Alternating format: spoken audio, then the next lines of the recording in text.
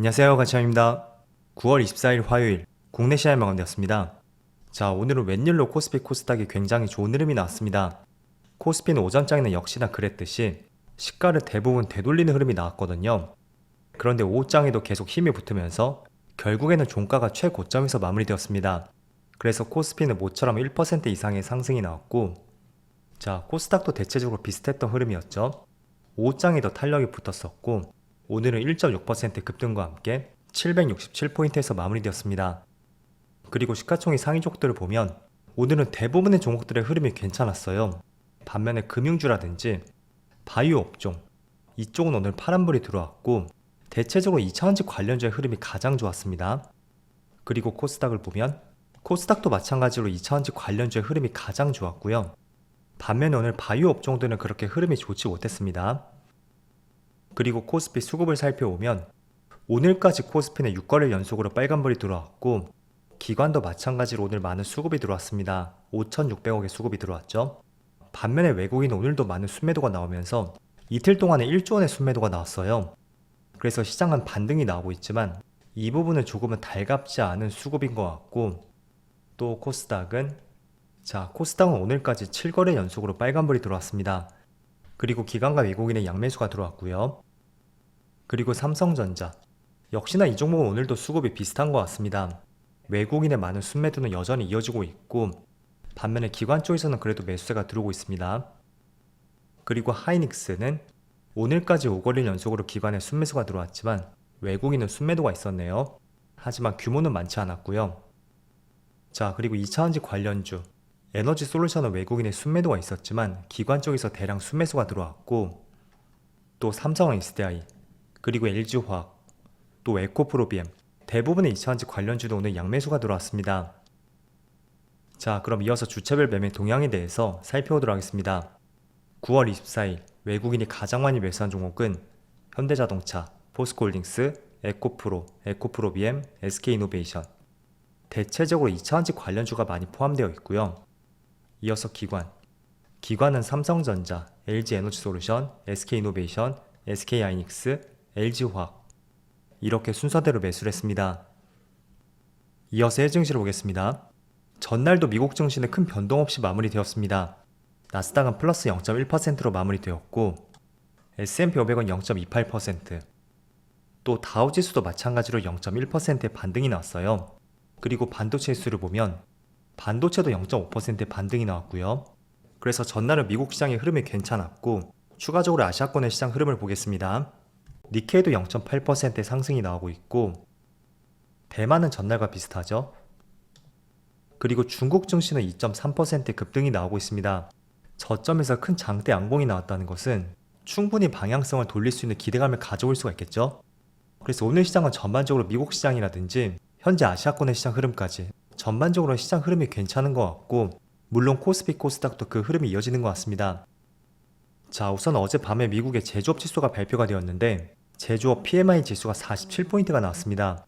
그래서 통상적으로 50포인트를 밑돈다는 것은 경기가 위축되었다, 이렇게 우리가 읽어볼 수가 있거든요. 그리고 예상치도 하회했던 만큼 어제 제조업 지수는 그렇게 썩 좋지 못했습니다. 자, 하지만 금리 인하 기대감 때문인지 어제 미국 시장에 이런 재료로 크게 타격을 받지 않더라고요. 조금 전 보여드렸듯이 어제 미국 증시는 강보합으로 마무리되었죠. 그래서 지난 7월 8월 그때하고는 조금은 다른 움직임이 나왔다고 생각이 되고, 아마도 그 당시였다면 예상치를 하회하는 제조업 지수로 인해서 한 번 더 시장에 약세 흐름이 나왔을 가능성이 상당히 높습니다. 하지만 9월 시장은 조금은 다른 움직임이 나왔다는 것이 다른 이유에 대해서 생각해볼 여지가 있는 것 같고요. 그리고는 국내 시장에서 가장 좋은 흐름이 나왔던 것이 바로 2차원지 관련주였습니다. 자, 어젯밤에 월가에서 테슬라의 3분기 인도량 호실적 전망이 있었고, 그 때문에 테슬라가 무려 5% 가까운 급등이 나왔습니다. 그래서 그 때문인지 모르겠지만 오늘 대부분의 2차원지 관련주에 굉장히 좋은 흐름이 나오고 있습니다. 특히 LG화학은 6%의 급등이 나오고 있고, LNF는 모처럼 10%의 급등이 나오고 있죠. 바닥에서 2달 정도 시간을 거치고 장대 양봉이 나왔습니다. 그리고 에코프로, 또 에코프로비엠 모두 마찬가지로 굉장히 좋은 흐름이 나오고 있습니다. 자, 우선은 지금 보여드린 종목들이 있잖아요. 대체적으로 코스피 코스닥 상위 종목일 거예요. 그런 종목들을 우리가 필히 지켜봐야 되는 것은 바로 기관과 외국인의 수급이 될 수가 있습니다. 그리고 이 수급도 조금은 정확성을 높이기 위해서는 저는 지금의 차트 위치가 굉장히 중요하다고 생각이 됩니다.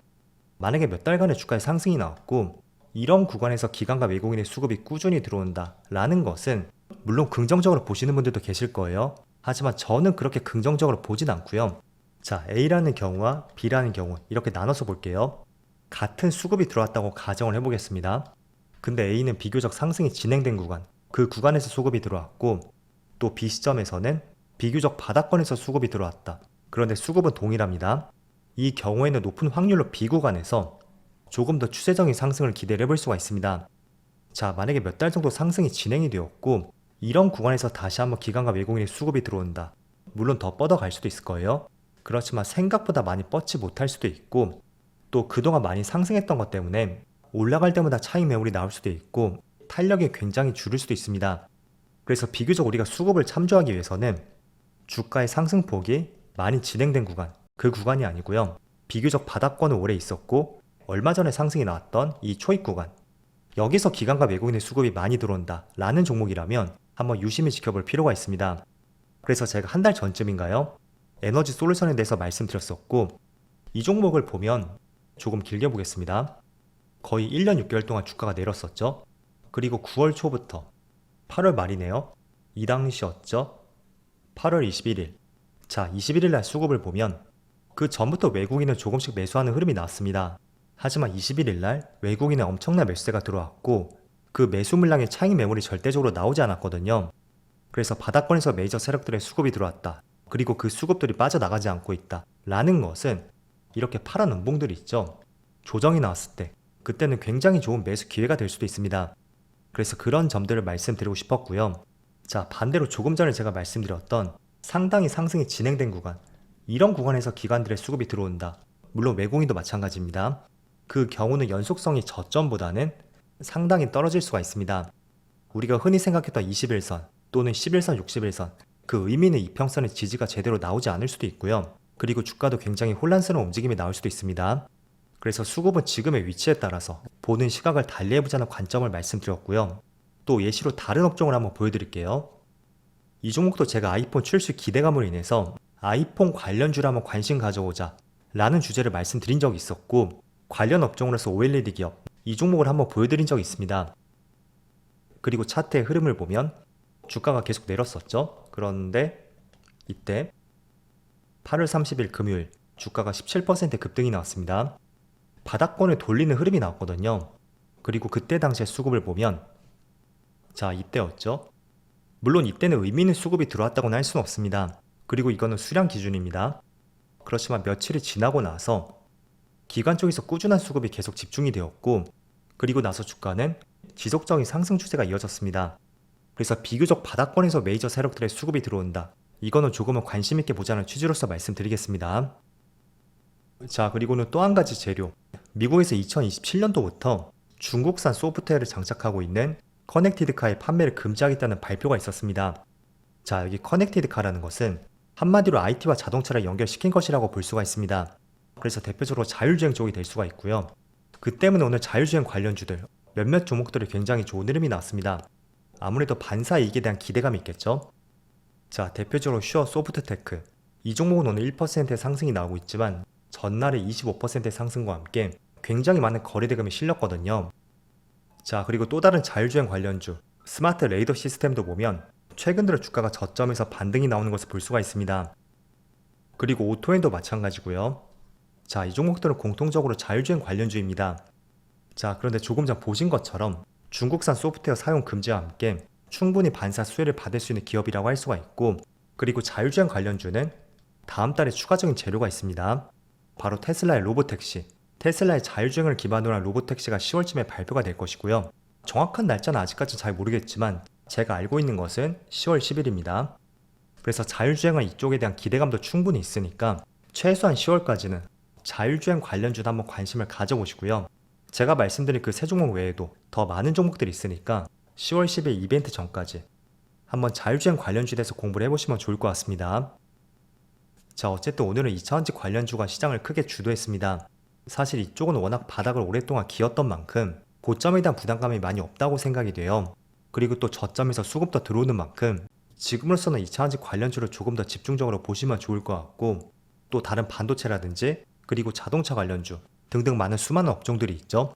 그 업종들도 고점에서 주가가 많이 빠진 만큼 메이저 세력들의 수급이 들어올 때 그때를 한번 잘 포착을 해보는 것도 괜찮은 전략이 될 수 있다고 말씀드리겠습니다. 자, 그럼 오늘도 정말 고생 많으셨고요. 저는 내일 영상에서 다시 찾아뵙도록 하겠습니다. 모두 즐거운 저녁 되세요. 감사합니다.